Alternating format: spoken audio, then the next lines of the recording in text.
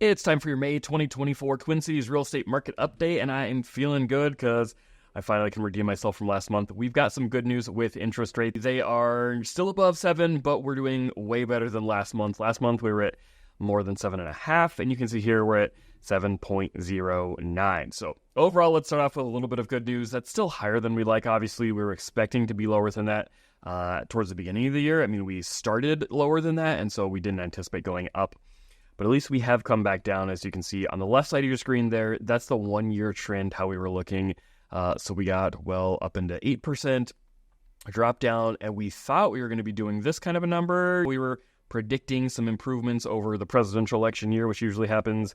Definitely did not happen. All I can say for this market update for you is we were at 7.5, and rates are considerably lower than that. More than 0.5% or almost 0.5% lower. So what does that do for your payments? I ran a little generic scenario for you. So with the numbers you can see on top there, if you bought a $400,000 house with 5% down and kind of some normal insurance and taxes on there, at 7.52 from last month, we're about $3,300 per month. And then this month we'd be at 7.09, $110 less for your monthly payment. Now that doesn't factor in sale price changes, of course, which will always go up from April to May. But if we're just looking at the interest rate changes, just thought I'd give you guys an idea of what that's actually going to do for your payments. So then let's look at how that's changing the month supply of inventory. The lower we are on this graph, the more of a seller's market we're going to be in. And this isn't adjusting for seasonality. So when you see that bouncy ball, that's the literal month-to-month changes. We always see that number going up as we go into the warmer, hotter spring market. So that's not surprising at all. It did go up 0.2 month supply of inventory, which is maybe a touch more than I would have expected, but that's about right considering the month prior we sat flat and didn't do anything. And then if I pull you out to that rolling 12-month average, here's how we can see a better macro view of everything. Now, that red line, 6-month supply of inventory, that's kind of what the gurus say is supposed to be a balanced market. If we're above that, it would be a buyer's market. Below it's sellers. Personally, I don't think we're going to be going back to 6 months anytime soon. Our world just moves a lot more quickly. And in my 8 years of doing this, I've just noticed that buyers simply move faster. Whereas a buyer might have spent 6 weeks looking for homes and seeing dozens of homes. Nowadays, it's 10 or 12 maybe max, and they're usually under contract in a couple of weeks or something. So overall, I expect this to not go back to 6, but I certainly would like to see 3 or 4 month supply would be great. We didn't see any changes from this past month, but it is at least sticking consistent with that curve of the market shifting back from being so insanely seller favored to being slightly more towards a balanced market. With that going to come shifts in the days on market. Now with days on market, this is just how fast our home's selling. We did see a massive drop this month. We were at 25 days on market last month, which was right about in here. So the fact that we're at 18 is dramatically faster. However, with this one being that literal month-to-month change, you can see that's actually very normal. That's what we see pretty much every single year. Homes are selling a lot slower in the winter months. They're selling faster as the market heats up. And then zooming out, looking at that macro lens picture, it actually stuck at 18, which we've seen since December. I do think we're going to start to see that number start to creep up a little bit more. One of the big things that's affecting days on market is going to be the number of new listings coming on the market. Now, this is the rolling 12-month average just for the last 5 years. So you can see we definitely are seeing a nice swing in the market in that a lot of people had sold, and then there was a huge deficit in the number of new listings getting put on the market, and we're seeing that change as well. So this is one of the things that I keep my eye on and is most encouraging to me.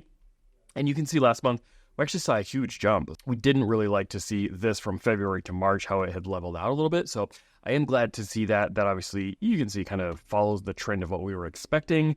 So despite the one slower month, hopefully we're back on trend and we'll keep this curving up to seeing more and more listings sit in the market. As that happens, you're going to see more homes generally for sale. So the previous slides was the quantity of new listings getting put on the market. Here's the number of homes that are currently actually on the market. That number had really gone down dramatically. That just means there's a lot fewer options for buyers. That's where we saw those extreme price increases. This one, interestingly enough, is actually feels like it's going slower than I would have expected given all of our other numbers.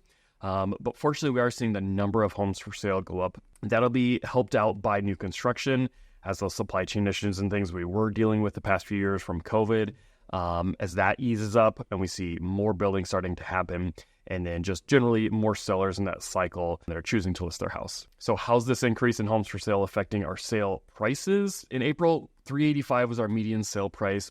This being the month-to-month change. Now, again, I don't know why they do this. I've mentioned it before, but last month, I believe our number was like 370.